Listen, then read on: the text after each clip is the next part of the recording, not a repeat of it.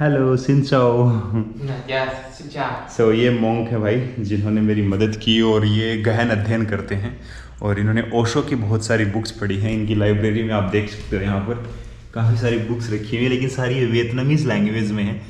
भाई 40 kilometre cover 1 घंटा 33 minute में 5:11 हो गई, अभी घड़ी में देखा है। और ड्रिजलिंग स्टार्ट हो गई, हल्की हल्की बूंदाबांदी। और यात्रा स्टार्ट करने के बाद सिर्फ एक बार पाँव रखा है, वो भी रेड लाइट पर। यहाँ वियतनाम में मंदिर को चुआ बोला जाता है, CHUA। उसके ऊपर एक कैप सी भी लगती है। सो चुआ है वो आ गया भाई। और थाईलैंड में वाट बोला जाता है, वाट आपको याद होगा शायद। यहाँ मैं इस जगह पर आ गया, मंदिर में अलाउ नहीं किया उस बूढ़ी अम्मा ने। सो उसके बाद में मैंने सोचा चलो ये बाजू वाली बिल्डिंग में पूछ लेता हूँ, गवर्नमेंट को इस जगह है इनकी।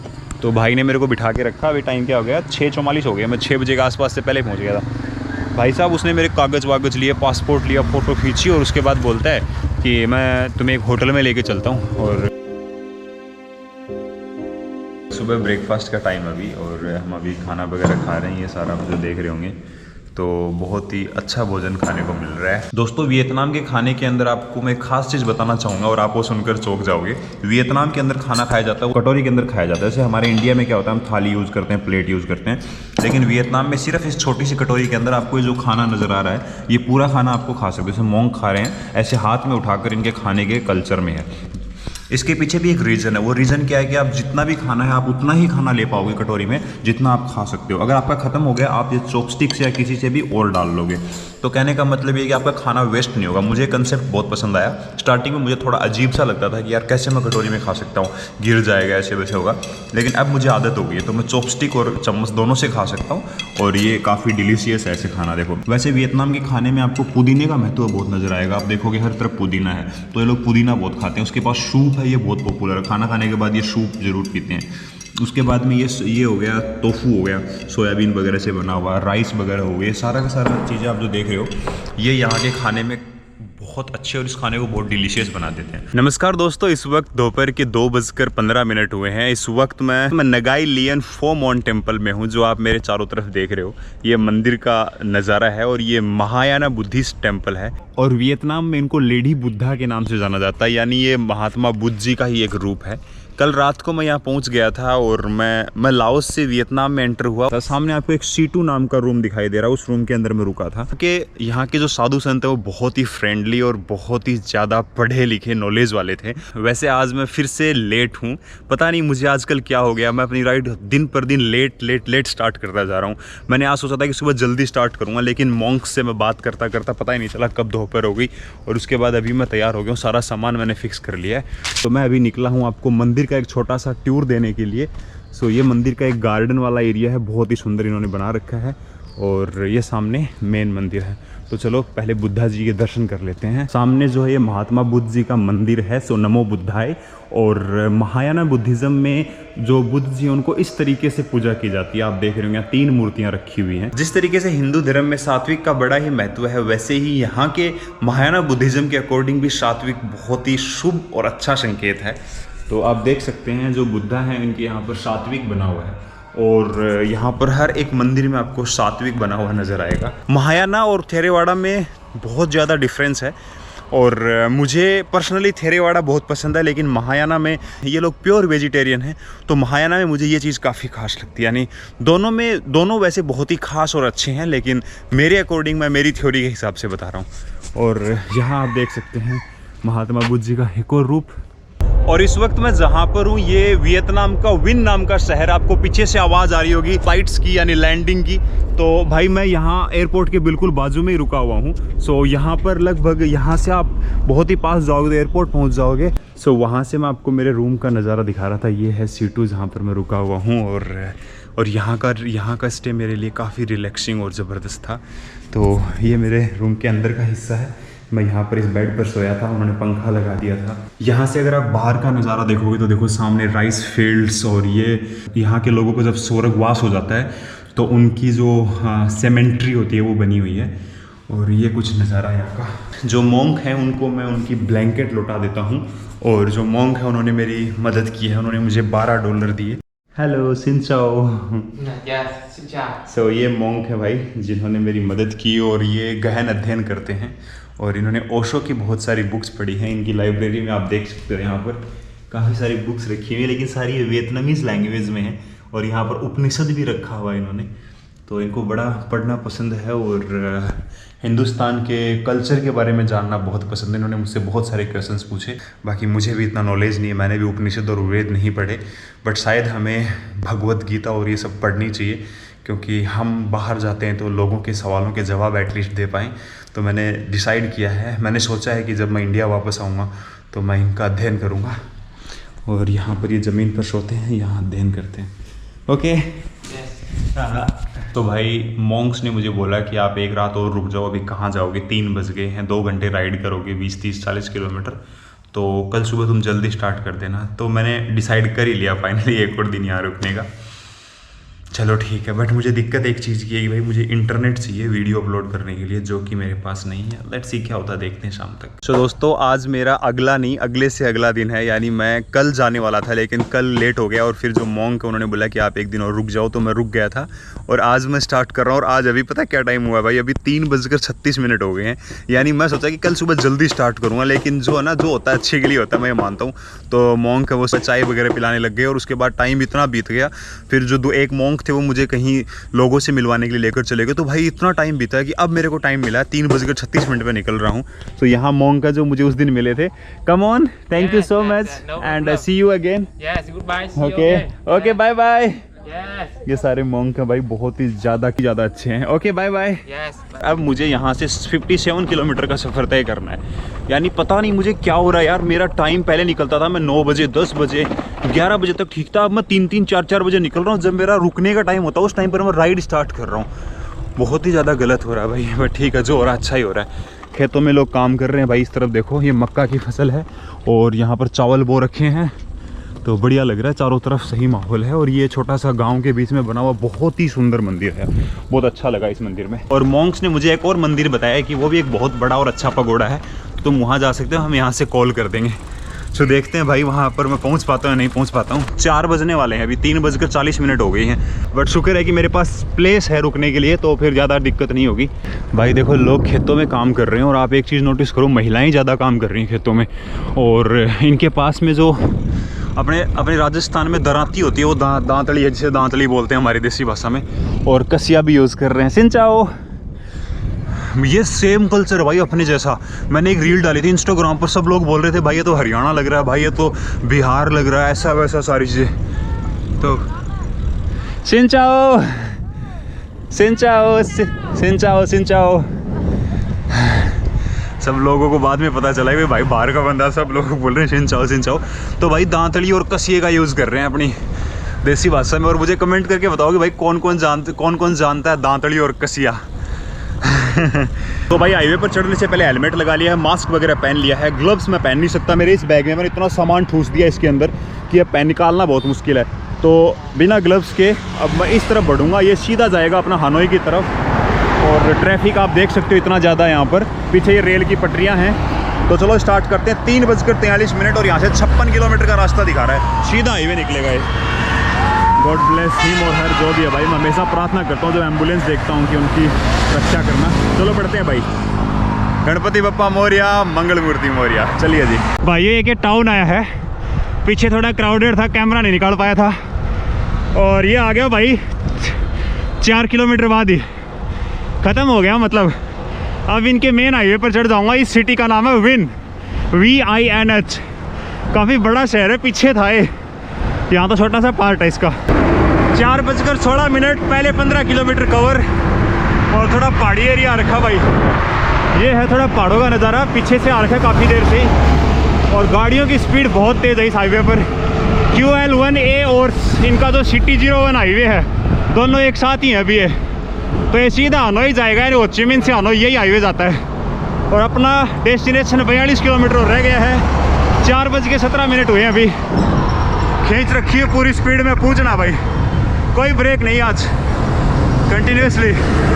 स्वाद आ रहा है वैसे, बढ़िया टारगेट ले रखा है आज का। दोस्तों 4:58 और पहले 34 किलोमीटर कवर कर दिए हैं। एक और टाउन आया अभी। स्पीड समझ लो बहुत भयानक तेज़ स्पीड है, ट्रकों वालों को ओवरटेक मार रहा हूँ कभी कभी तो। भाई साहब बहुत इतना तेज़ मैंने नहीं चलाई अभी तक अभी साइकिल।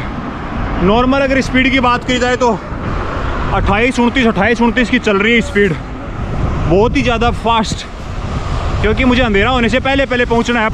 आधे से ज़्यादा रास्ता कवर कर दिया है। सो बस अब कुछ दूरी की बात हो रहा है, मान के चलो 20 किलोमीटर और रहे होंगे आराम से, 22 किलोमीटर और बचे हैं। 1 घंटे में मार दूंगा 6 बजे से पहले भाई 40 किलोमीटर कवर 1 घंटा 33 मिनट में।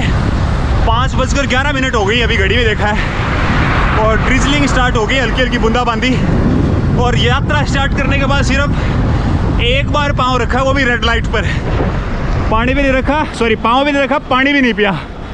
अब एक वाटर ब्रेक लूँगा। यहाँ पर पता है क्या, स्कूटी चलानी नहीं आती लोगों को भाई, ना तो देखते हैं लेफ्ट राइट, सीधा लेके आते हैं बीच में। अब ये मोहतरमा कितनी बार ब्रेक मार चुकी है मेरे सामने, एक तरफ चलाते ही नहीं है, और ना देखते हैं अगर वो रोड पे चढ़ते हैं तो सीधा जाने देते हैं। ब्रेक बहुत मारने पड़ रहे हैं दोस्तों। 5:31 और 48 किलोमीटर कवर हो गए हैं। वक्त लगा 1 घंटा 52 मिनट, और 1 घंटा 30 मिनट के बाद मैंने सोचा टाइम मेरे कंट्रोल में आ गया है, अब कोई ज़्यादा डिफरेंस नहीं है, ज़्यादा दूर नहीं है, तो कुछ ही टाइम में अपन लोग पहुंच जाएंगे। यानी 8-9 किलोमीटर और रहा है, तो बस फाइनली अब स्लो कर दिया। बट भाई आज की स्पीड थी ना, वो वाकई में गजब थी, मज़ा आ गया। मतलब इस टाइम चलकर मैंने इतना किलोमीटर कवर कर लिया और टाइमली पहुंच गया। मेन मैटर तो ये करता है। और कल शायद मैं 140+ किलोमीटर यानी 143 किलोमीटर कवर करने वाला हूँ। तो दोस्तों मुझे हानोई पहुँचना है 22 तारीख या 21 तारीख को, लेकिन मुझे अपने कोई 2 इंडियन भाई लोग से भी मिलना है। टाउन बंद सा ही पड़ा है, शाम के 5 साढ़े 5 हुए हैं, और देखो ज़्यादा चहल पहल नहीं है, एक तरफ होती है इनके। तो चलो पहुंच गए ऑलमोस्ट। अब मुझे कहीं से राइट लेना थोड़ी देर में, यानी 5-4 किलोमीटर के बाद में, तो वो जाएगा मंदिर की तरफ। दोस्तों 53 किलोमीटर हो गए हाईवे को छोड़कर, अब यहाँ से राइट लेना अपने को। सो ये लो भाई आगे छोटी वाली रोड पर, और मंदिर की तरफ जाते हुए। मंदिर यहाँ से 4.1 किलोमीटर रह गया, यानी 5 किलोमीटर के आसपास एक टर्न लेना पड़ेगा। आज की राइड से एक सीख मिलती है कि आप अपनी ज़िंदगी में कुछ भी कर सकते हो, कुछ भी, बस आपको अपने दिमाग को थोड़ा सा घुमाना आना चाहिए। आज भाई मैंने डिसाइड कर लिया था कि मेरे को पहुंचना है, और इतने घंटे के अंदर उससे कम टाइम में पहुंच गया। मैं टारगेट लेके चल रहा था 7 बजे का, अभी 5:45 हुए हैं भाई। इतना बुरी तरह खींच कर लेकर आया हूँ।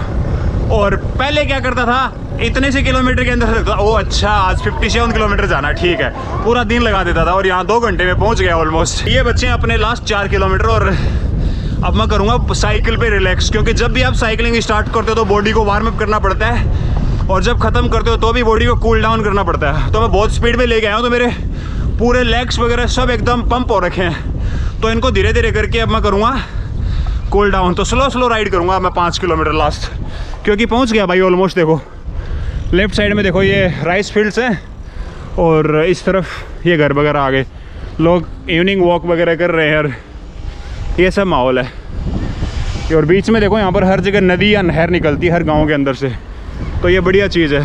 हेलो सिंचाओ।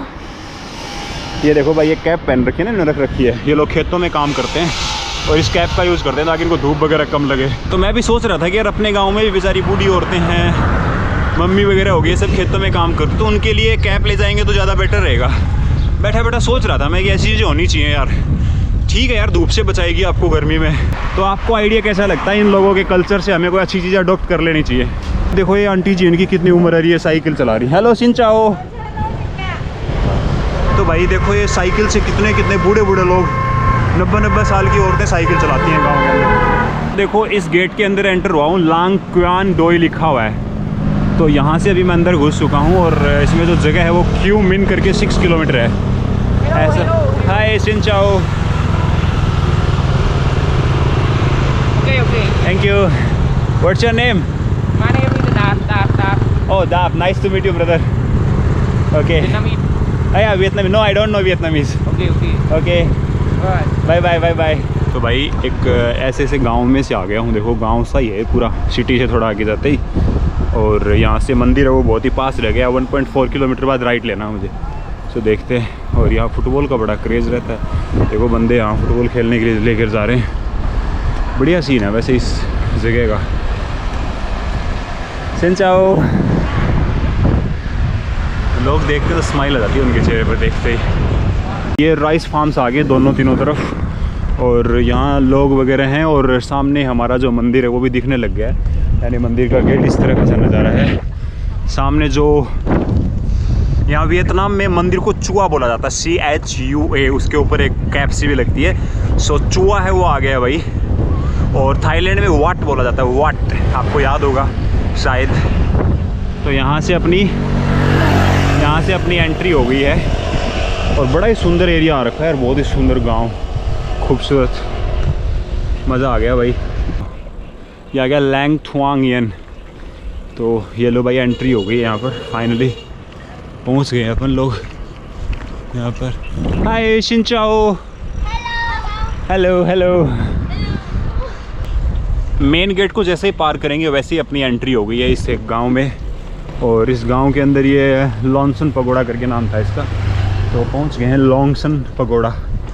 सो ये फाइनली भाई लोग गांव में कुछ ऐसे घर बने हुए हैं, आप देख लोगे। घर यहाँ पर सारे अच्छे हैं और बनाने का शेप आप देख सकते हो। उनकी छत कैसी है, क्योंकि बारिश के टाइम बहुत होती है तो इनकी शेप कुछ ऐसी बनी रहती है इन सब जगह की। गाँव के अंदर का छोटा सा मार्केट आप देख लो। लॉन्गसन लेफ़्ट साइड में भाई ये देखो पगोड़ा नज़र आने लग गया है, तो अपन इधर ही चल रहे हैं। ये देखो भाई ये आ गया चुआ लॉन्गसन।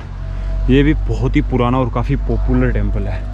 और ये सामने लाफिंग बुद्धा हैं। तो मुझे अब जो मॉन्क्स हैं उनको ढूंढना है कि मॉन्क कहाँ मिलेंगे मुझे। ये काफ़ी बड़ा पगोड़ा है। ये भी मॉन्क्स किस तरह है पता नहीं। वाह, ये देखो मछलियाँ वगैरह भी पाल रखी हैं। और चलो ढूंढते हैं, कहीं ना कहीं दिखेंगे। देखो ये सारा एरिया है। यहाँ सूरजमुखी वो रखी है, सनफ्लावर, देखो अलग ही सीन बना रखा भाई, बहुत ही खूबसूरत है भाई। इस मंदिर में तो ये आंटी जी है ना गुस्सा ही हो गई भाई। इन्होंने तो मेरे को मना कर दिया, बोली साहब नहीं सो सकते तुम यहाँ पर, क्योंकि यहाँ मॉन्क्स नहीं है, कहीं गए हुए हैं, तो दिक्कत हो गई भाई साहब। शाम के 6:13 हो गई और अब मैं शायद कहाँ सोऊंगा पता नहीं। चलो देखता हूँ, कोशिश करता हूँ। एक मंदिर हो रहा है यहाँ से 2 किलोमीटर दूर, वहाँ जाता हूँ। Okay chú đừng có quay vậy nhá. What? Chú đây này, đi thẳng xuống đây. There. Nhà đó. तो दोस्तों हर एक राइड के लिए हर रात आसान नहीं होती है। तो मॉन्क्स हैं, उन्होंने मुझे मना करने के बाद मैं इस बिल्डिंग में आया हूँ सामने। तो वहाँ एक भाई साहब हैं, तो वो अभी सोचकर बता रहे हैं कि मैं यहाँ सो सकता हूँ नहीं सो सकता हूँ, अंधेरा हो गया, मैं कहीं आगे भी नहीं जा सकता। सो हर दिन हमारे लिए अपने अकॉर्डिंग नहीं हो सकता और जो होता है अच्छे के लिए होता है। सो अब जो भी रहेगा आज की रात वो मैं एक्सेप्ट करने के लिए तैयार हूँ। थका हुआ हूँ थोड़ा आज फास्ट राइड की वजह से, बट लेट्स सी आज क्या निकलता है। और ये भाई लोग बढ़िया हैं, ये सारे अच्छे हैं। तो चलो देखते हैं अभी क्या होता है। डिसीजन अभी रब जी के हाथ में है, जो भी होगा अच्छा ही होगा। सो भाई जो मेरे पीछे बिल्डिंग देख रहे हो इसकी कहानी बताता हूँ आपको थोड़ा आगे चलकर। यहाँ मैं इस जगह पर आ गया, मंदिर में अलाउ नहीं किया उस बूढ़ी अम्मा ने। सो उसके बाद में मैंने सोचा चलो ये बाजू वाली बिल्डिंग में पूछ लेता हूँ, गवर्नमेंट को इस जगह है इनकी। तो भाई ने मेरे को बिठा के रखा। अभी टाइम क्या हो गया, 6:44 हो गया। मैं 6 बजे के आसपास से पहले पहुँच गया था। भाई साहब उसने मेरे कागज़ वागज़ लिए, पासपोर्ट लिया, फ़ोटो खींची और उसके बाद बोलता है कि मैं तुम्हें एक होटल में लेके चलता हूँ। और एक होटल सजेस्ट करने लग गया। होटल तो मुझे भी पता था भाई कि मैं कहीं भी रुक सकता हूँ। सो उसके बाद हेलो हाय सिंचाओ। सो हाय। सो उसके बाद फिर मैं यहाँ से अभी निकल रहा हूँ और लोग बोलते रहे उनसे हेल्प मांगूँ या नहीं मांगूँ पता नहीं। चलो बढ़ते हैं आगे की तरफ। दोस्तों अंधेरी गलियों से फिर से स्टार्ट कर दिया टूर और अब यहाँ से 3 किलोमीटर एक दूसरा मंदिर दिखा रहा है, उस मंदिर में जाके ट्राई करता हूँ। फिर नहीं मिलता है तो फिर देखते हैं कहाँ सोते हैं। कहानी पूरी मैं बताऊँगा उसके बाद क्या हुआ। अभी मैं एक बार हाईवे पर चला जाता हूँ यार, यहाँ रुकने से अच्छा है मैं हाईवे पर जाके रुकूँगा। फिर भाई साहब कुछ भी नहीं दिखाई दे रहा होगा, सामने लाइट नज़र आ रही है जलती, बस मेरे को भी कुछ नहीं दिख रहा क्योंकि भाई मेरे पास जो लाइट है वो है ही नहीं, होगी कहाँ से। और ये खेतों के अंदर से जा रहा हूँ जहाँ से आया था ना, उसी इलाके से। सो हाँ अब थोड़ा दिख रहा है गाड़ी की लाइट से। चलो मैं थोड़ा लाइट में जाके बात करता हूँ आप लोगों से, देखते हैं कहीं ना कहीं तो कुछ ना कुछ मिलेगा यार। रब जी ने हमारे लिए भी कोई अच्छी जगह ढूंढ रखी होगी आज के लिए। तो आ गया हूँ एक और इलाके में, पता नहीं है कैसी जगह है बट फाइनली पहुँच गया हूँ। और लेफ़्ट साइड में एक लाइट सी जलती नज़र आ रही है, शायद ये मंदिर ही होगा। कोशिश करने में क्या जा रहा है, कोशिश तो कर ही सकते हैं, उसके बाद तो कहीं ना कहीं सोना ही है। सो जाएंगे कहीं भी, बहुत जगह है। फाइनली भाई आप मेरे पीछे लोकेशन देख रहे होंगे, इससे आप समझ ही गए हैं कि मैं पहुंच गया हूं एक अच्छी जगह पर। और ये मैं आपको दिखाऊंगा सुबह। एक चूहा में पहुंचा हूँ यानी एक मंदिर में, और इसकी छत देखो भाई इस रूम की कितनी ज़बरदस्त है ना, मस्त है। तो ये पूरा इलाका है और यहाँ मैं सो जाऊँगा भाई। देखो यहाँ पर आपको पता है हर छोटी छोटी दूर पर दूसरे मंदिर हैं। सो सबसे बुरा मुझे उस भाई का लगा, क्योंकि उस भाई ने मेरे साथ पहले बोल देता ना कि भाई अवेलेबल है नहीं है, हाँ ना, वो पहले भी बोल सकता था। उसने कम से कम भी आधा घंटे तक मुझे बिठा के रखा, फिर होटल बोला। मैंने उसको बोला भाई मेरे पास पैसे नहीं है, तो फिर बोलता है कि ओके तो मैं कुछ नहीं कर सकता और देख लो तुम जो। फिर बोला यहाँ सो जाऊँ क्या, फिर नहीं नहीं नहीं नहीं नो। उसके बाद सॉरी बोलता, चलो कोई बात नहीं, वो होती रहती हैं घटनाएं, जो होता है अच्छे के लिए होता है। सो फाइनली मैं पहुँच गया हूँ। पहली बार किसी ने मुझे प्रे के टाइम पर इनवाइट किया, तो वो यहाँ के जो ऑनर है उन्होंने मुझे बुलाया कि आप आओ और मंदिर में दर्शन करो। तो दर्शन कर लिया मैंने, उन्होंने मुझे बताया कि प्रे कैसे करना होता है, किस तरीके से। बैग अपना यहाँ रखा है, तो चलो अब चलते हैं यहाँ से बाहर।